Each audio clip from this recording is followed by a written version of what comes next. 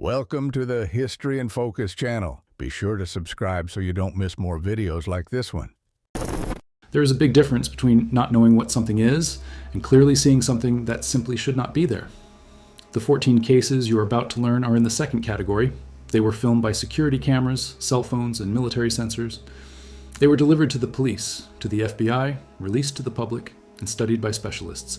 And all of them, without exception, remain a true mystery. The more you watch, the less it makes sense. Fact number 1, the Fresno Nightcrawlers. In 2007, in Fresno, California, a resident identified only as Jose installed security cameras in his backyard because of robberies in the neighborhood. In one of the early morning hours, the system recorded something he never expected to see. 2 white figures, extremely tall, slowly crossing the garden. They had no visible torso. They were almost nothing but long, white legs, swaying like curtains in the wind, gliding across the grass. Jose did not even understand what he was seeing the first time he watched the recording. The figures were pale, had thin and disproportionately long legs, and did not emit any sound. Jose did not seek out the press on his own. The footage only leaked sometime later when he handed it to a local paranormal phenomena researcher. The program Fact, or Faked. Paranormal Files on the Sci-Fi Channel covered the case in 2010. The team went to Jose's house in Fresno, examined the camera and the recording location, and tried to recreate the original footage using different practical methods in the same backyard. None of the attempts came close to the effect seen in the video. The program closed the episode with the only classification possible for the team in that case: unexplained. The detail that complicates any simple explanation is technical. The original footage from the hard drive was never made available for independent forensic analysis. What circulates on the internet is a recording of a monitor. This means that forensic analyses of pixels, compression, and image layers are limited. Other similar footage emerged in the following years. One in Yosemite, another in a nature reserve in Poland, another in Nuevo Laredo, Mexico. The recorded figures have the same pattern: white, no visible torso, thin legs, slow walk. The consistency between videos from different continents, recorded by people who never communicated with each other, intrigues even those who are suspicious of the material. What these camera systems are capturing, nobody can answer. Fact number 2, the Tic Tac of the USS Nimitz. On November 14, 2004, off the coast of San Diego, the battle group of the aircraft carrier USS Nimitz had been training for days when the radars of the cruiser USS Princeton began detecting dozens of objects descending from extremely high altitudes in seconds. Commander David Fravor, a former Top Gun school pilot and leader of the Black Aces Squadron, was sent in an FA-18 Super Hornet to investigate what was happening. When Fravor reached the point indicated by radar, the ocean below was churning in a single spot, an area roughly the size of a commercial airplane. Above that patch, hovering at about 50 feet in height, was a white object shaped like a Tic Tac. No wings, no windows, no visible propulsion. It was between 40 and 50 feet long. It made no noise at all. Fravor descended to get closer. That is when the object reacted. It began mirroring the maneuver of the FA-18. It climbed when he climbed, descended when he descended, maintaining constant distance. At some point, the American pilot decided to cut diagonally to try to intercept. The Tic Tac noticed. It accelerated in the opposite direction and disappeared from sight in less than 2 seconds. The speed necessary for that violated the known laws of physics and aeronautical engineering.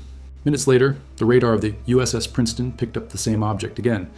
It was about 60 miles away, exactly at the rendezvous point the squadron had agreed upon by radio before the flight, information that did not travel on an open channel. Another aircraft was sent to record. The FLIR infrared camera captured what became known as the FLIR-1 video, the small, bright object gliding across the screen with no thermal signature of an engine. The FLIR-1 video was shelved for 16 years.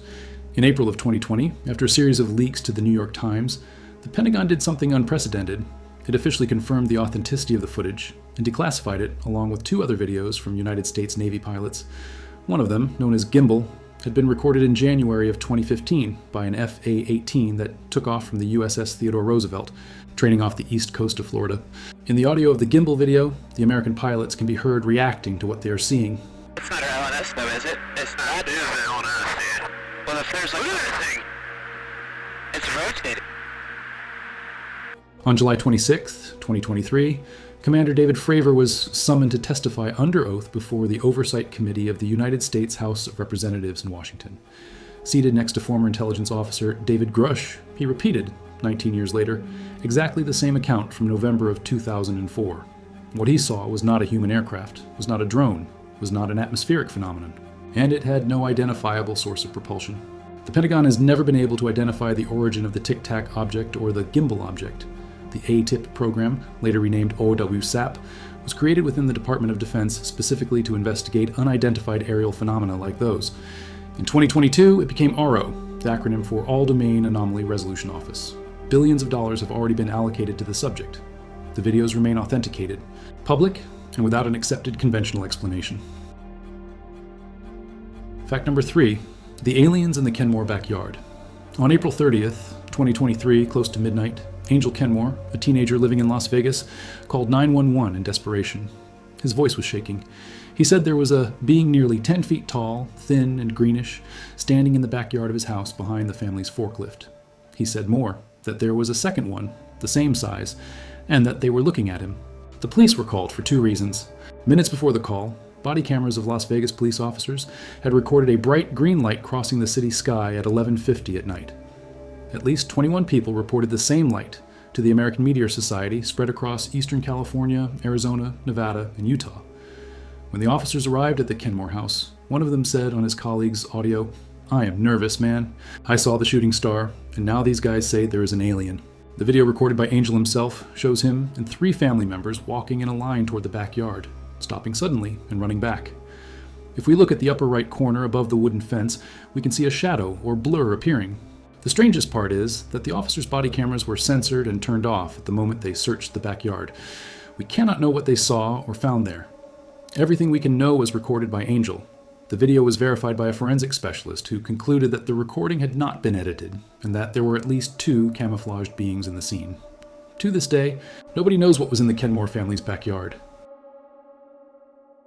Fact number 4, the ghost of Hampton Court Palace. On 3 consecutive nights in October of 2003, at the historic Hampton Court Palace, south of London, a Tudor residence that belonged to King Henry VIII, an alarm went off 3 times in a row in the same place. A fire door in the west wing opened by itself with force, without any wind, nobody visible nearby, or any mechanical failure identified by the palace maintenance team. Security guard James Fox went to check the footage from the palace's internal security cameras. On the first day, the door opened by itself violently and nothing appeared in the footage. On the second day, the door opened in the same way, but this time, something entered the frame. A hooded figure in long clothing, resembling a Tudor ceremonial garment, closing the door before disappearing. On the third day, the door opened again, and once more, nobody visible. The image from the second day was released to the press by the palace itself in December of 2003. Spokesperson Vicky Wood stated at a press conference that the team was genuinely confused and that the image had not been manipulated in any way. Fox said his first reaction was to think it was a prank by a colleague. He checked with the palace guides, known for wearing period costumes. None of them had that outfit. None admitted having passed through there. The character was given a nickname by the British press, Skeletor. Some saw a resemblance to Henry VIII himself. Others pointed to Catherine Howard, his 5th wife, executed in 1542, and still associated to this day with reports of screams in the corridor, now called the Haunted Gallery. The palace never officially classified the image as supernatural. It also never identified who the figure was. Visitors began reporting having seen something similar in that same area. A woman wrote in the guest book that she had seen a large man near the same door. Hampton Court Palace is one of the best documented buildings in England. It has CCTV in nearly every corridor, a 24-hour security team. And yet, in 2003, 3 cameras recorded the same fire door opening by itself on 3 consecutive days, without an identified cause. Fact number 5, the candles that go out on their own. A woman posted on social media a curious phenomenon she says has been happening for generations in her family. At every birthday celebrated at home before the cake is cut, the candles go out on their own. No wind, no fan turned on, nobody blows. The camera shows the candles lit. Someone starts singing Happy Birthday, and before the song ends, the flames tremble and go out at the same time. The videos circulated in Hispanic American and Brazilian communities and generated curious debates. One theory that gained traction says the traditional melody of Happy Birthday would have its origin in an ancient chant associated with rites of passage. Blowing out candles, according to this reading, would symbolically open a connection with the spirit world. Physicists respond that invisible air currents, sudden temperature changes, or ambient vibration can extinguish small candles. Even so, the event is quite unsettling. It could be coincidence recorded multiple times on video. It could be something supernatural. Nobody has investigated it scientifically. And you, what do you think? Have you ever experienced something like this before? Tell me in the comments. Fact number 6, the death of Missy Bevers. In the early morning of April 18, 2016, in Midlothian, Texas, Missy Bevers, a 45-year-old fitness instructor, was murdered at the Creekside Church of Christ. She had arrived early, before her students, to prepare a morning class. What the police found upon arriving was unprecedented. The church's internal cameras had already recorded everything. The killer was on video, walking through the corridors before the crime. The video, released by police, shows a suspect wearing complete tactical gear, resembling a SWAT uniform. Black helmet, heavy vest, gloves. The letters printed on the back formed the word police, but the entire ensemble was wrong, outside the standard of Texas state forces. The suspect walks through the church for approximately 30 minutes before the crime, breaking glass, opening doors. The detail that disturbed investigators was the walk. The suspect's feet turned outward with each step, with a slight limp. The police called this pattern a distinctive gait. However, after specialist testing, it was concluded that the weight of the gear and the weapon alters the walk of anyone not accustomed to the equipment. So it was not possible to confirm that the gait was characteristic enough of the individual to serve as identification evidence. When Missy arrived at the church around 4:15 in the morning, she was attacked with brutality inside the sanctuary. She was struck multiple times in the head and chest. The weapon used was never recovered. The tactical equipment never appeared. No fingerprints, no DNA foreign to the environment was collected. The suspect knew exactly where the cameras were and was not bothered about appearing on them. The suspect also knew how to exit without being recorded from any external angle. The FBI entered the case. More than 3,000 tips sent by the population of Texas were analyzed. A reward of $150,000 was offered for information leading to an arrest. Online communities dedicated to unsolved crimes began dismantling the video frame by frame, identifying marks on the equipment, comparing types of weapons. A popular theory suggested direct involvement by Missy's husband, Brandon Bevers. He denied it. Nothing was proven against him. Other theories pointed to someone connected to her fitness business, known as Camp Gladiator, or to some hidden personal rivalry. The massive release of the video, with a detailed view of the equipment and the suspect's posture, should have made recognition easier by some colleague, neighbor, or relative of the person behind the mask. No useful identification reached the case. In nearly a decade of intense investigation, nobody pointed to a name. The case of Missy Bevers remains open at the Midlothian Police Department in Texas. The footage is available on the official police channel to this day. Anyone who watches feels the same discomfort. The suspect is in no hurry, shows no hesitation, knows exactly where they are stepping. They filmed their own crime without caring. Nearly a decade later, nobody has been able to put a name on the face covered by the helmet. Fact number 7. Lars Mitank at Varna Airport. On June 30th, 2014, Lars Joachim Mitank, a 28-year-old German raised in Itzehoe, traveled outside the country for the first time in his life. He went to Golden Sands, Bulgaria, with 5 childhood friends. It was the holiday, it was the World Cup, it was the resort on the Black Sea. The trip went well for 6 days. On July 6th, at a local bar, Lars started provoking Bayern Munich fans, and he took a beating. Lars came out of the fight with a bruised jaw and a ruptured eardrum. The local doctor prescribed the antibiotic cefprozil and recommended he not fly immediately because of the eardrum. His friends returned to Germany on July 7th. Lars stayed alone at a cheap hotel called Hotel Color near Varna Airport. That is when his behavior began to change. He called his mother, Sandra Mitank, speaking softly, whispering with fear in his tone of voice. Over the phone, Lars asked his mother to cancel all credit cards immediately. He said 4 men were after him and wanted to kill him. He asked her to send money. Sandra sent 500 euros. That money was never withdrawn. According to police, the hotel color cameras show Lars looking out at the street, hiding inside the elevator, and leaving the hotel shortly before 1 a.m. the following day. He returned about an hour later. On July 8th, Lars arrived at Varna Airport in the morning. He sent a message to his mother letting her know he was there. He sought out the airport doctor, Dr. Kosta Kostov, for a final evaluation before the flight. Kostov would later say that Lars seemed restless, asking repeated questions about the antibiotics. The examination was quick. The doctor cleared him to fly. Lars did not leave the office.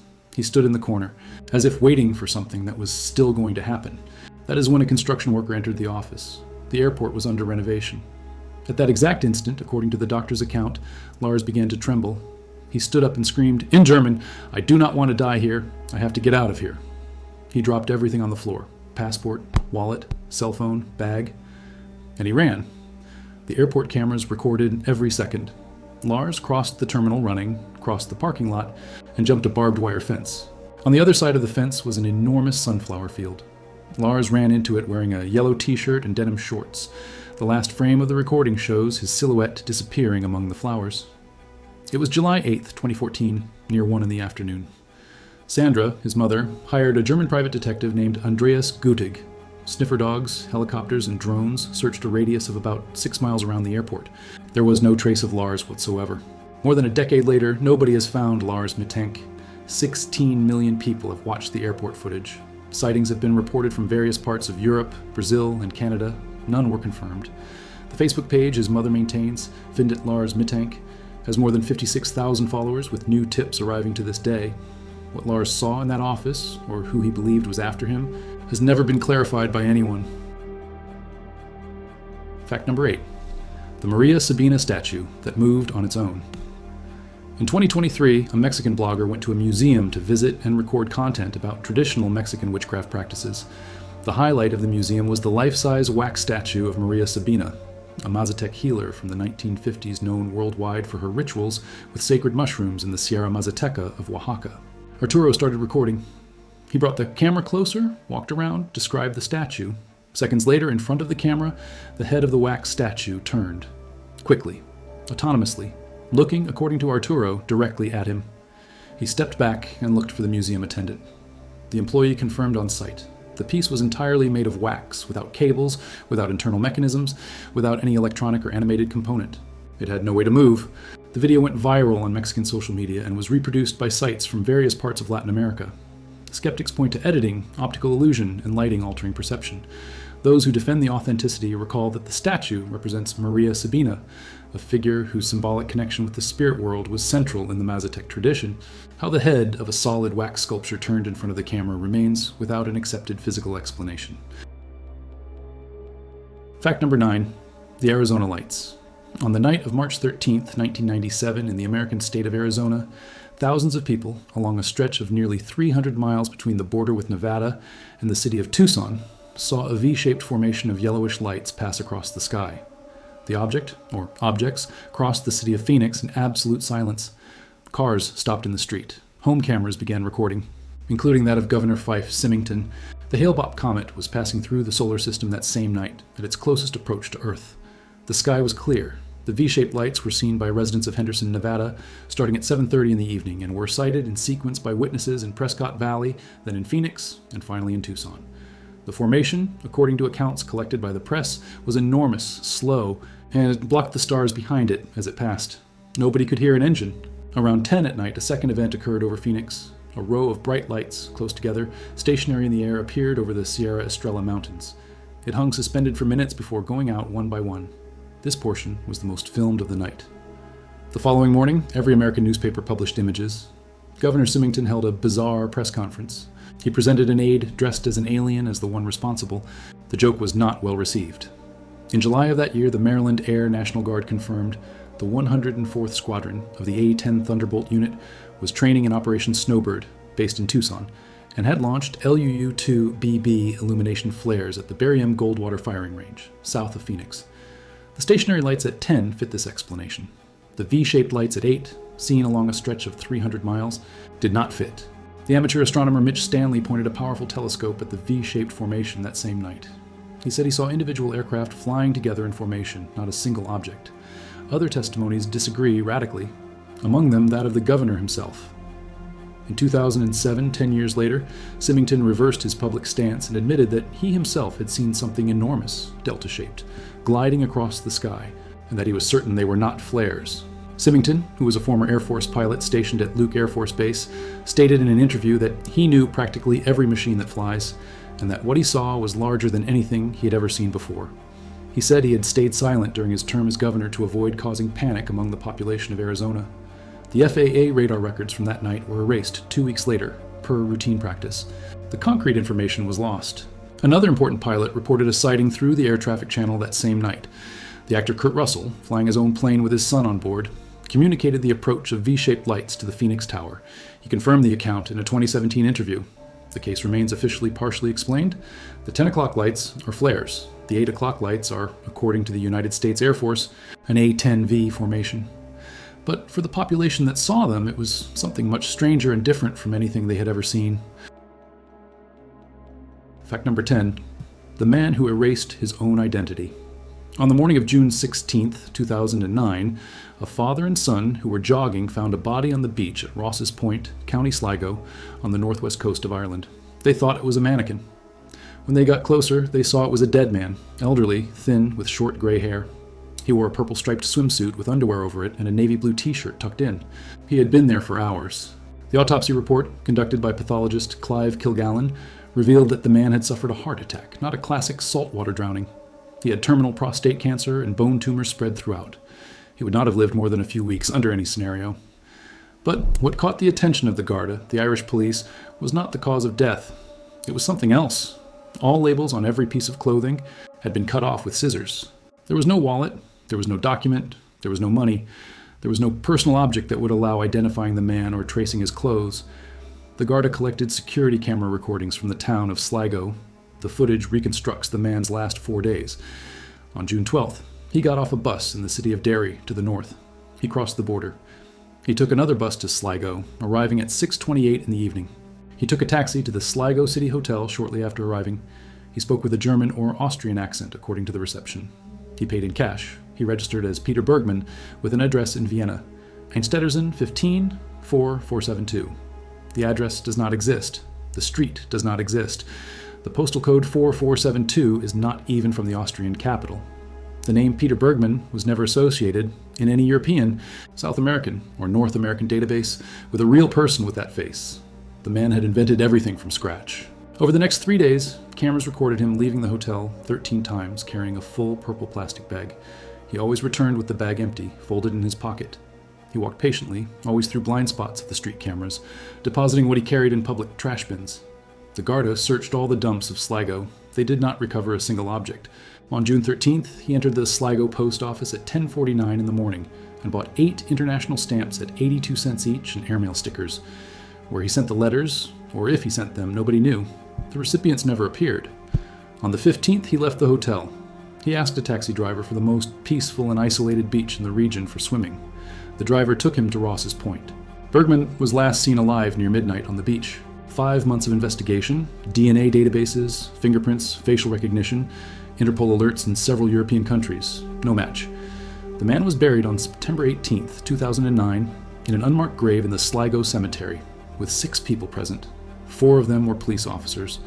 In 2014, a short documentary called The Last Days of Peter Bergman was selected by the Sundance Festival. The case returned to the debate. In 2023, the organization Locate International launched a new public appeal with previously unseen CCTV footage. More than a decade later, journalists, police officers, and filmmakers continue trying to understand who the man was.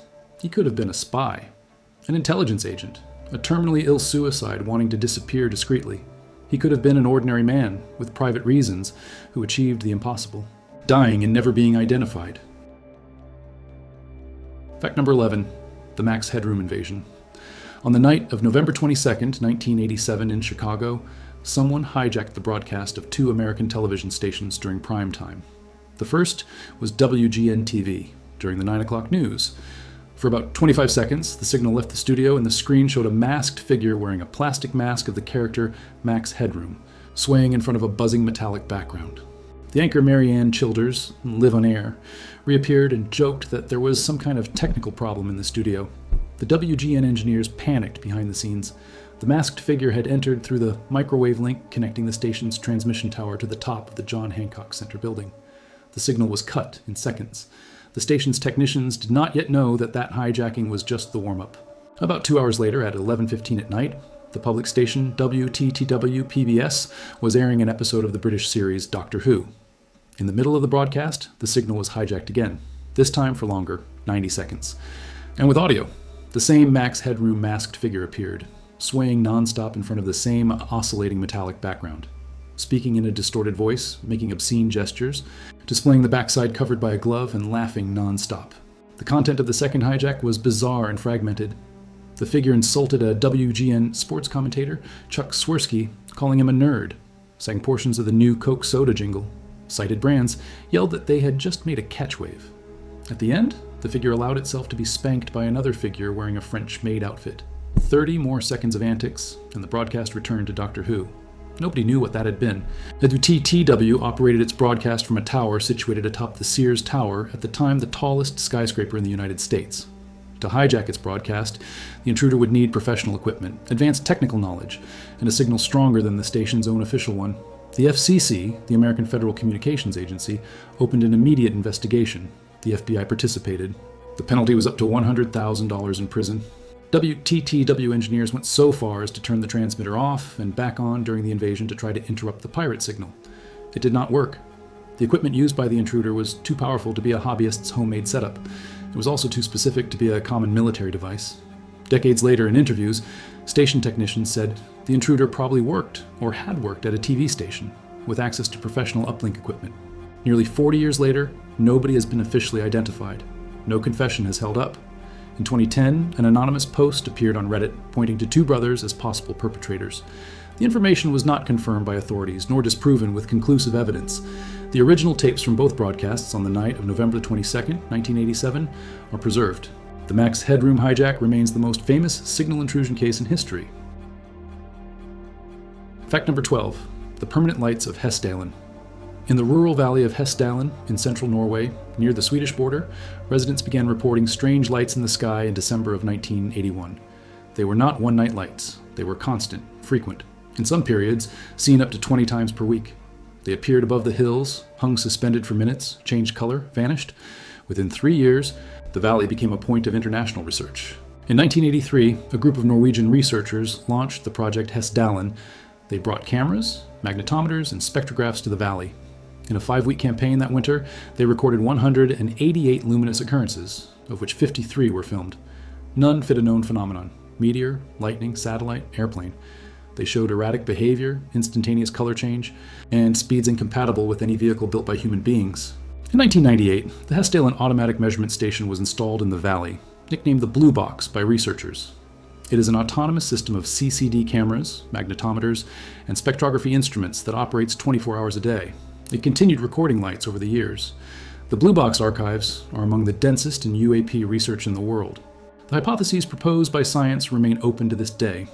One suggests ionized dust plasma, generated by rare minerals in the valley's soil. Another speaks of radioactive decay of radon gas, common in geological fissures in that region of Norway. A third theory, from the Italian team, proposes a kind of natural geological battery, formed by the combination of copper, iron, and sulfur in the local rocks, capable of generating spontaneous electric fields in the air.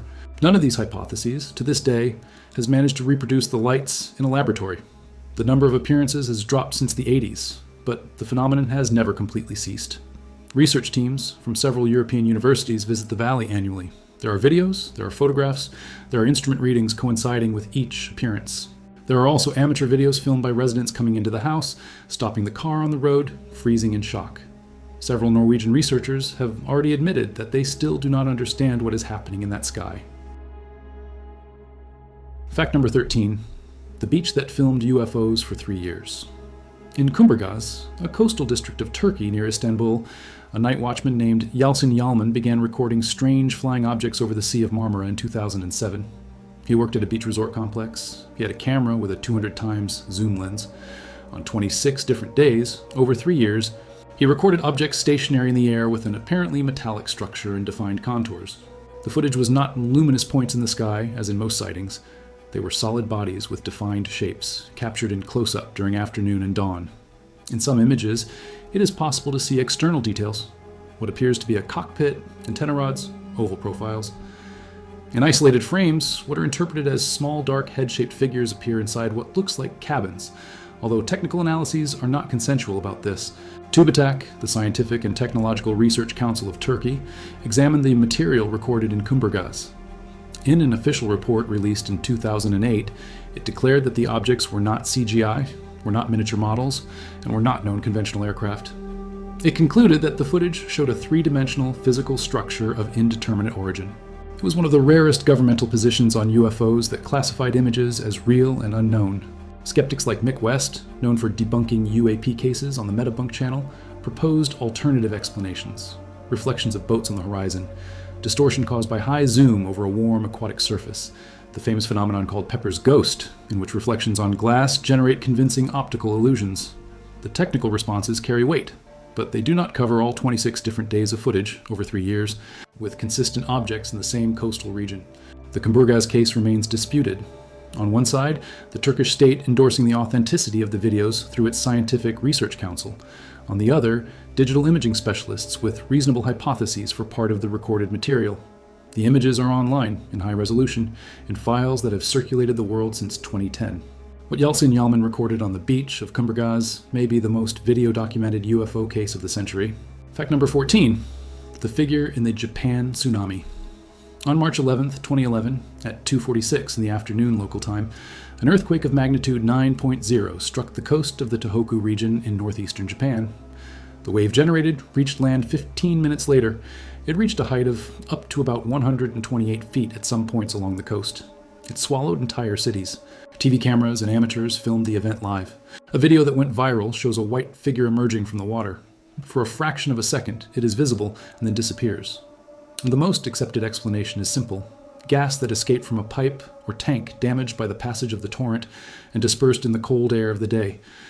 And do you think it is some spirit captured on video? Leave your answer in the comments and do not forget to like the video. Until next time.